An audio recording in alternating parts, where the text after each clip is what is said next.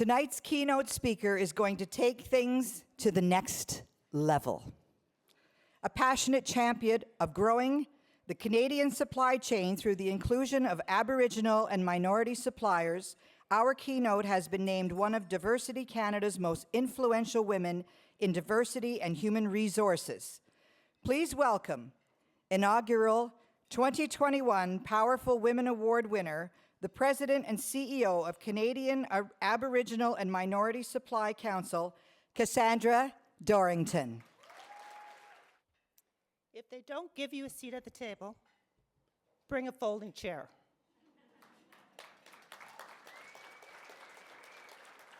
These are the words of Shirley Chisholm, highlighting her 1968 election as the first Black woman in U.S. Congress.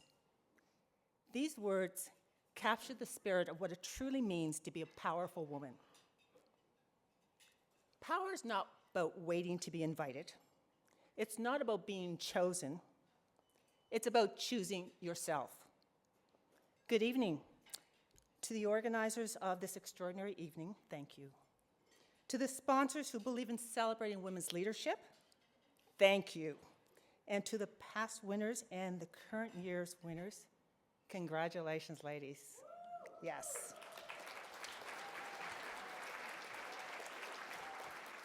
Now, standing here tonight as a previous recipient of this honor is both humbling and deeply meaningful.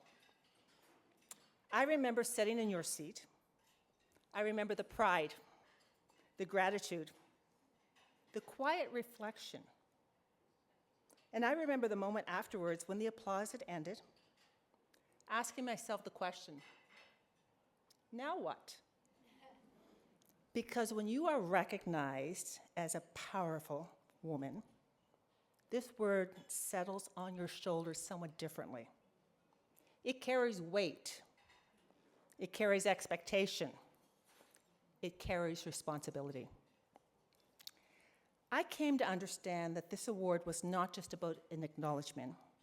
It's actually a calling. Actually, it's a call to action, so to speak. It's a call to act and to lead more boldly. It's a call to act more intentionally. It's a call to use influence, and not just for visibility, but for impact. So tonight, I want to reflect upon what it truly means to be a powerful woman and how each of our journeys towards that power is uniquely our own. What is power? It's often a very misunderstood word, okay? It is not about dominance. It's not about perfection. It's not the title on your business card. But power is influence. Power is resilience. Power is the courage to act, especially when the action feels uncomfortable. Author and activist Audre Lorde once said, "Your silence will not protect you." Powerful women understand that silence is really a strategy. Initiative is. No two paths to power are the same. Every woman in this room has walked a road shaped by your upbringing, your opportunities, your obstacles, your mentors, your critics, and there are some, and your courage. As a Black woman, navigating spaces not always designed with me in mind, my path has been anything but straight. Somewhat challenging, but always formative. Now, my story begins with very early influences that shaped my belief of lifelong learning and education. My parents were 21 when they got married, and they went on to raise 6 children. Now, neither of my parents graduated high school, okay? So they both had strong work ethic and they're getting jobs. But what they realized as they were making their way through life, that education was a phenomenal, a foundational key. That's what they could pass on to their children, that education provided access, opportunity, it helped to build communities. Now, I don't know about you fellas, but our ritual was we had supper together every night. So around that table every night, there was current events, and it was also about education, also about careers. So there's no question in my mind, when I was leaving high school, education and university was a key. So I definitely understood education was more than just an achievement. It was about building a pathway. It was about preparation. It was about mobility. Education was going to protect me in a world that might question my place. Now, there were moments when representation was scarce.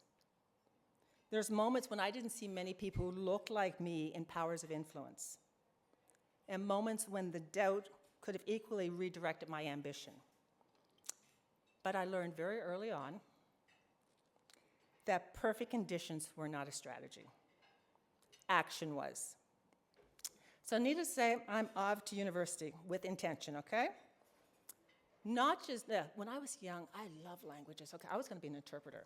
Guess what, I didn't manage that one, okay? But when I went to university, I went with a purpose. I needed to have a degree that would provide me options, that would prepare me for rooms I had yet to enter. So my first lesson in power was to be intentional with your decision-making. So went off to university, I'm an accounting major, went off, and when I left there, I joined an auditing firm. Lo and behold, guess what? I found out I didn't like auditing. So, yeah. Okay, next on the list. So I joined MT&T. Those who are in the house and know the name, telecommunications where I went to. But guess what? Corporation, I love corporate world. That was my training ground. It was like stepping in a master class of systems. I learned process. I learned how decisions are made. I learned how influence flows. I also learned what it means to be one of very few, and in some cases, the only in a room. I learned to have your competence quietly questioned. I learned to feel the need to be twice as prepared when I walked in any place.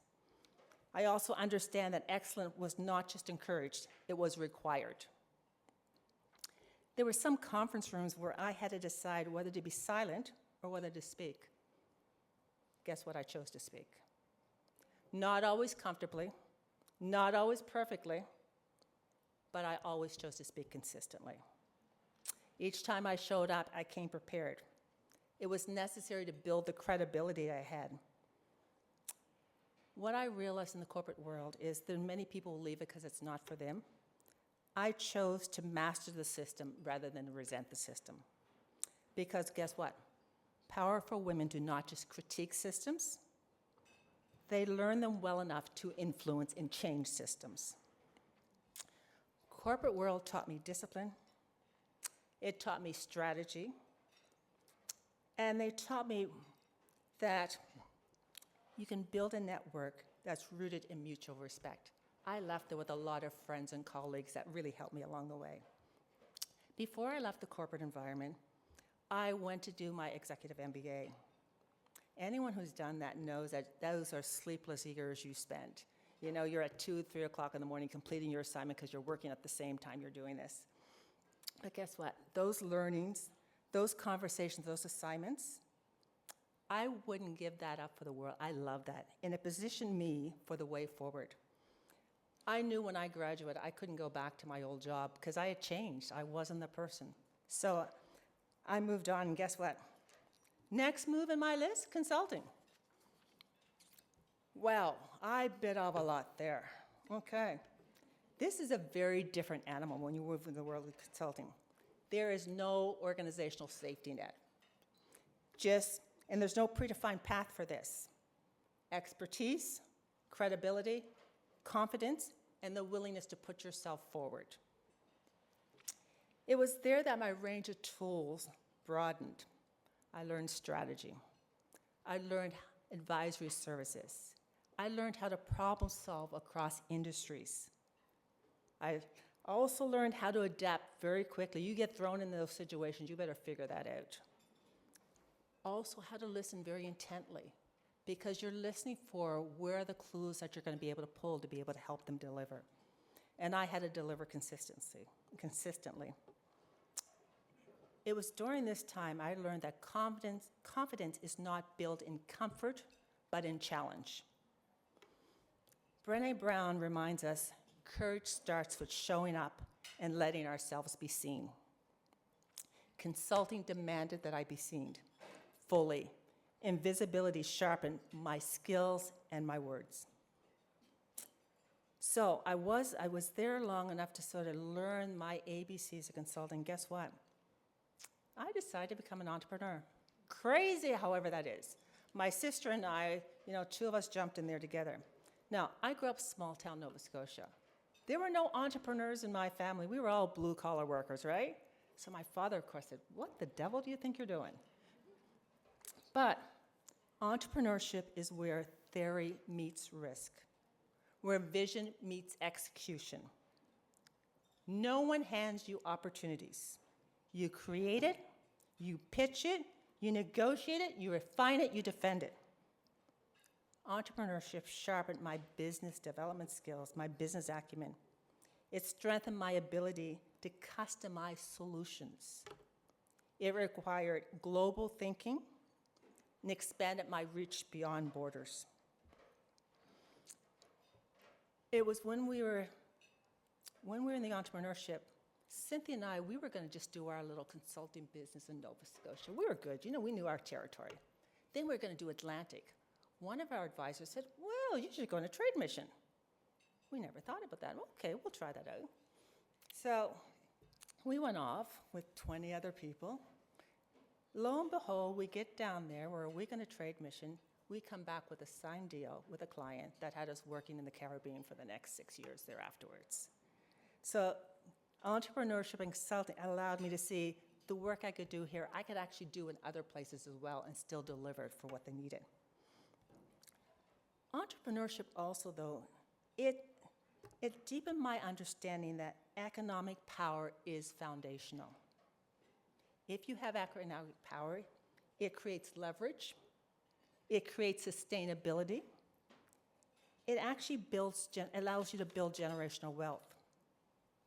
Generational wealth is not just about inheritance. It's about infrastructure, it's about systems, it's about ensuring that the next generation starts farther ahead than we did. My parents did it for us, we have to do it for the next who come behind us. So Cynthia and I are having this fun time being consultants, traveling back and forth the Caribbean. Life was good. And suddenly my phone rings. And someone said, "Do you want a job?" I got a job. I had a really good, they said, "Do you want to travel?" I travel all the time, I'm good. But the way it was described, when this offer to move into the not-for-profit world, or to bid on to apply for this opportunity, it was going to open up different doors. When I took on the job in the not-for-profit world, my focus shifted towards policy influence and expanding supplier opportunities. It moved towards creating access for businesses that were not historically at the procurement table, or were not historically allowed to access capital pipelines. To sum it up, I was moved into a space where the focus changed from individuals to systemic impact. That was big. It took me a while, and I was hesitating because Cynthia and I had said we enjoyed our life, but I realized that it was a bigger calling to be able to help others than just to work in our business. This work required patience. It required coalition building. Let me tell you how silly I was when I took this job. I said, "Okay, Cynthia, it's okay. I'm going to step away for a year, maybe 2. By that time, I had the consulting mentality. I'll have it all cased out. I'll have laid out the plan. I can walk away. We'll all be good. Boy, was I wrong. You remember that coalition building? You cannot do anything by yourself as you're laying the foundation for these things. You have to create relationships. You have to sow seeds. And so it took me, I'm still there 15 years later, okay? So much for the 2 years, okay? But what I loved about when I moved in the world of not-for-profit, it's here that everything I learned converged. The discipline of corporate systems was necessary as I'm building the business. The strategy of consulting as we're identifying what our strategic plan is and what we're going with. The boldness of entrepreneurship, the power of coalition building, of this came together and aligned towards impacting long-term change. The work that CAMSC does is not just about helping Canadians' diverse business in Canada. We are connecting these diverse businesses to companies in the US, to companies in the UK, in the companies in Australia, New Zealand, South Africa, Chile, Brazil. And we realize, as I'm going through this, and in the world that we're working in, I'm realizing that true power is not positional, it's transformational. It truly is about building systems that outlast you. It's about creating those pathways that others can walk more easily because you've cleared a path for them. It's about laying that foundation for generational wealth, not just for your family, but for communities. It's not about the title you hold today, the influence you create tomorrow. 2 weeks ago, I was in London. I went with Tiffany Callender, who runs FACE, Federation of African Canadian Economics. She talks about access to capital. I'm talking about access to supply chain. We hosted about 60 Black businesses in downtown London at Canada House, and our whole discussion was around connectors for global partnerships, access to capital investment, and opening the doors for global trade in this ever-changing world in which we live. I'm telling you, it was an incredible, invigorating conversation with these businesses, and they're like, what do we do next? So that was the start of something for us to create this pathway where we're connecting up these diverse businesses globally and building different and rejigging the supply chains as we know them. Throughout every chapter of my life, as a woman and as a Black woman, navigating bias and barriers, the consistent theme for me has been initiative. Initiative in the face of doubt, initiative in the presence of resistance, and courage in rooms where comfort was not guaranteed. There's no reaching or fulfillment of leadership without confronting challenge. I know you all know that here. If we avoid the hard conversations, we limit our impact. If we wait for consensus, we delay progress. If we shrink to stay comfortable, we diminish the possibility. Powerful women act. To the nominees here tonight, your journey may look different than mine. Different industries, different obstacles, different turning points. But I know that none of you arrived here by accident. You arrived here because you acted. You arrived here because you persisted. You arrived because when confronted with challenge, you chose movement and not retreat. And now we stand at a moment that demands even more of us. Because recognition is incredible, but action is transformative. It is measured by tomorrow's outcomes. We cannot wait for the world we want. We must create it. I'm going to close with the words of Michelle Obama. There is no limit to what we as women can accomplish. If we want equitable systems, we must design them. If we want stronger economies, we must build them. If we want generational wealth, we must structure it intentionally. And if we want representation in leadership, we must claim it and make room for others. Congratulations to every past and present winner here tonight. And let me leave you by saying this. The future is not ahead of us, it is in this room. Thank you.